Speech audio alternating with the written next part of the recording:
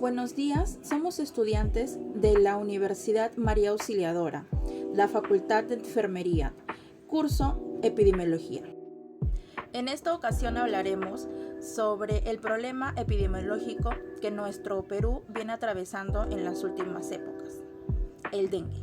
Nuestro grupo está conformado por Calderón Velarde Stephanie, Mucha Muñoz Vivian Anaís, Mayaute Cialera Stephanie, Ramón Urcia Zaira Medali, Villanueva Cigarrán Janet y Valencia Rodríguez Danitza.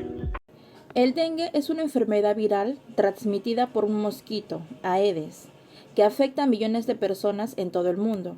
Esta enfermedad puede variar desde una fiebre leve hasta una fiebre grave y potencialmente mortal, conocida como dengue hemorrágico. El cambio climático, la ubicación y la forma de control del mosquito han contribuido a la expansión geográfica del dengue. La prevención y el control de la enfermedad requiere esfuerzo conjunto de las comunidades, los gobiernos y el sistema de salud para reducir la transmisión y mitigar su impacto en la salud pública. A continuación, mi siguiente compañera. Muy buenas tardes. Continuando con la exposición, vamos a ver cuándo, dónde y casos reportados. ¿Cuándo? Vamos a ver de que se reportó a inicios del 2025, donde vamos a mencionar 3 departamentos. San Martín, Loreto y Piura. Casos reportados, vamos a ver que San Martín encabeza los casos, con 3.744, seguido de Loreto con 2.313 y por último Piura con 900 casos. Vamos a ver que San Martín y Loreto, el número de contagios alcanzó su punto más alto en los últimos 5 años, o sea, estamos hablando del 2020 en adelante. Vamos a ver también una pequeña tabla estadística de contagios de dengue por año, donde se puede ver que en el año 2024 se reportó 12.215 casos de dengue, y en el año actual, que es 2025, y tampoco ni siquiera estamos a mitad de año, ya tenemos un total de 9.891 casos. Vamos a ver también qué tipo de detección, quién fue quien alertó. Vamos a mencionar al MINSA a inicio del 2025. Tipo de vigilancia, vamos a mencionar que es de carácter obligatorio. Características del evento. Como ya se mencionó anteriormente, el dengue es una enfermedad infectocontagiosa, peligrosa y mortal. Este mosquito tiene la capacidad de poner millones de huevitos en lugares tropicales y subtropicales, selva peruana, en aguas estancadas y con poca salubridad. Y para terminar, vamos a cómo fue detectado y qué tipo de vigilancia se activó. Gracias a la rápida acción de los datos del Centro Nacional de Epidemiología del Control de Prevención de Enfermedades de cifras ya mencionadas, el Centro Nacional de Epidemiología, Prevención y Control de Enfermedades del Perú fue quien alertó los casos del dengue actual. Muchas gracias. Voy a hablar sobre la descripción del sistema de vigilancia utilizado en el evento. El sistema de vigilancia en el Perú, durante el brote se utilizaron 4 tipos de vigilancia epidemiológica. Primero, la vigilancia pasiva, donde los casos se reportaron cuando los pacientes acuden a los centros de salud, ¿no? Luego se activó la vigilancia activa, que consistió en brigadas visitando casas en zonas de riesgo para buscar casos febriles. También se aplicó la vigilancia entomológica, que monitorea la presencia de mosquito, Aedes aegypti y mediante ovitrampas, ¿no? Y finalmente la vigilancia ambiental, que evalúa los factores del entorno que favorecen la proliferación del mosquito, como el agua estancada o la basura acumulada. Lo más importante de estos componentes fue la vigilancia activa y entomológica, que se desplegaron ahí equipos de respuesta rápida para actuar en casos reportados, ¿no? Ellos hicieron visitas domiciliarias, aplicaron encuestas, se ayudaron al control vectorial inmediato. Además de el CDC, se emitieron alertas tempranas para movilizar recursos a regiones más afectados. La notificación y análisis, cuando un centro de salud detecta un caso, era reportado, ¿no?, mediante el sistema NOTI. Se tomaban muestras para confirmar si era dengue o otro tipo de serotipo. La información recolectada era enviada al CDC, donde se analizaba para detectar patrones y zonas en mayor riesgo. Todo esto permitió un monitoreo constante y tomar decisiones rápidas, ¿no? Otro punto es las herramientas que se utilizaron durante este evento, ¿no? Se utilizaron herramientas tecnológicas para hacer más eficiente el trabajo. El sistema de NOTI sirvió para registrar casos a tiempo real. GeoGovia permitió mapear las zonas afectadas y ver cómo se expandía este virus, ¿no? También se usó el sistema CISBEA, que vigila la presencia de este mosquito, y se aplicaron pruebas rápidas y PCR para confirmar los casos de laboratorios certificados. Los análisis y acciones tomadas que se tomaron con todo este dato se cruzó una información clínica, entomológica y ambiental, que esto permitió priorizar distritos con más riesgo y actuar rápido. Se realizaron campañas de fumigación, control de larvario, eliminación de criaderos y educación comunitaria. Además, se movilizaron recursos médicos hacia las zonas más afectadas. Pregunta 3. ¿Quiénes fueron los actores que participaron en dicho evento epidemiológico, que es el dengue? Participaron el Instituto Nacional de Salud, que es el INS, el Servicio Nacional de Hidrología y Meteorología del Perú, que es el SENAI, el Ministerio de Salud, que es el MINSA, el Servicio Básico de Institutos Nacional de Estadística y Finanzas, que es el INI, y los gobiernos regionales, que es el GORE. Ahora vamos a describir qué acciones tomaron estas instituciones o personas para controlar dicho evento. Fue un propósito de fortalecer la lucha contra las enfermedades metaxémicas y zoonosis, entre ellas es el dengue. En el 2024, esta categoría contó con un presupuesto de 429 millones de soles, en las cuales se ejecutó más del 99.2%, según el Ministerio de Economía y Finanzas, el MEP.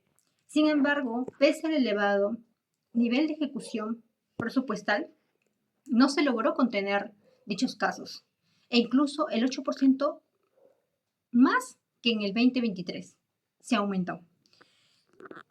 Eso se centró la mayor parte de los presupuestos, el 32.4%, en viviendas que estaban situados en las zonas altas y muy altas que considerábamos focos críticos de propagación. Y el 31.6% fue considerado en tratamientos y diagnósticos de estas. El 8% fue destinado al monitoreo y supervisión y control de situación epidemiológica. Bueno, estos fondos se empleó para la promoción y las prácticas saludables para la prevención de esta enfermedad. Bueno, continuando con la exposición, más que todo a mí me ha tocado lo que es el análisis crítico del sistema de vigilancia, ¿no? Uno de ellos tenemos las fortalezas del sistema, que es la activación oportuna. El Ministerio de Salud, a través del Centro Nacional de Epidemiología, Prevención y Control de Enfermedades, activó la alerta epidemiológica a finales de 2024, al detectar un aumento de casos. También tenemos la clasificación adecuada.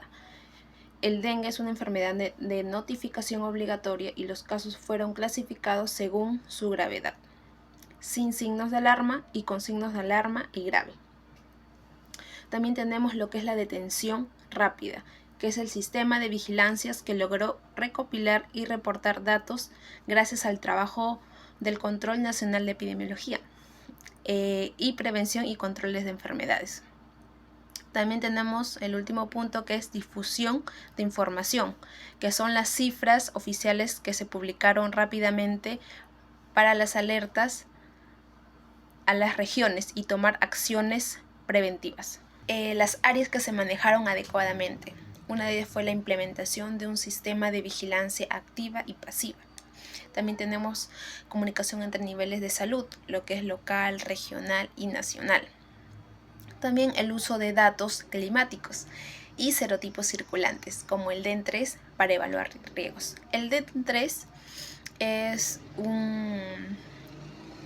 un serotipo agresivo, es un serotipo virulento, que en muchos casos ha sido asociado con formas graves de la enfermedad, incluso en infecciones primarias. Gracias a Dios lo pudieron controlar y pues todo bien. También tenemos lo que son las fallas o debilidades del sistema, que son la contención limitada del brote. Las regiones más afectadas fueron Loreto y San Martín, que reportaron miles de casos, lo que indica que las medidas no fueron suficientes para controlar la transmisión. También la falta de control vectorial eficaz, que son las condiciones ambientales, como agua estancada, poca salubridad, no fueron atendidas a tiempo. También tenemos lo que es la sobrecarga en el sistema de salud local. Algunos servicios no estuvieron preparados para el aumento repentino de casos. Y es verdad, el Perú no está preparado para ese tipo de casos. También tenemos lo que es la limitada intervención comunitaria, que hubo poco impacto en educación y prevención a nivel nacional. Por eso es muy importante que haya charlas informativas en pequeños pueblos o ya sea en la comunidad. Pero a veces eso falta en nuestra comunidad, pues, ¿no? O en los lugares más alejados del Perú. Uno de ellos, de los análisis crítico que tenemos, es la oportuna respuesta, que si bien la detención fue temprana, a la magnitud del brote indica que la respuesta no fue completamente oportuna o eficaz en todas las regiones. Las altas cifras de contagio en un corto periodo reflejan las limitaciones operativas de nuestro sistema de salud. El sistema de vigilancia epidemiológica recopiló y procesó y difundió los datos con rapidez, gracias a la coordinación del Centro Nacional de Epidemiología y Prevención y Control de Enfermedades. También los centros de salud regionales y el Ministerio de Salud, MINSA. Se utilizaron los reportes semanales, alertas epidemiológicas y canales oficiales para la comunicación de los casos detectados. Sin embargo, aunque la información estuvo disponible, la capacidad de respuesta en algunas regiones no fue inmediata ni suficiente. En muchas zonas con transmisión sostenida del virus, como San Martín y Loreto, las condiciones sociales, climáticas y sanitarias dificultaron la ejecución de las medidas de control y prevención. Es decir, que la difusión fue buena, pero la aplicación de esa información fue limitada o poco efectiva en terreno. En términos generales, el sistema no logró contener completamente el brote. Si bien la vigilancia permitió detectar a tiempo el aumento de casos y emitir alertas, las cifras de contagio siguieron en aumento, superando registros de años anteriores en varias regiones. Por ejemplo, en San Martín se registró 3.744 casos.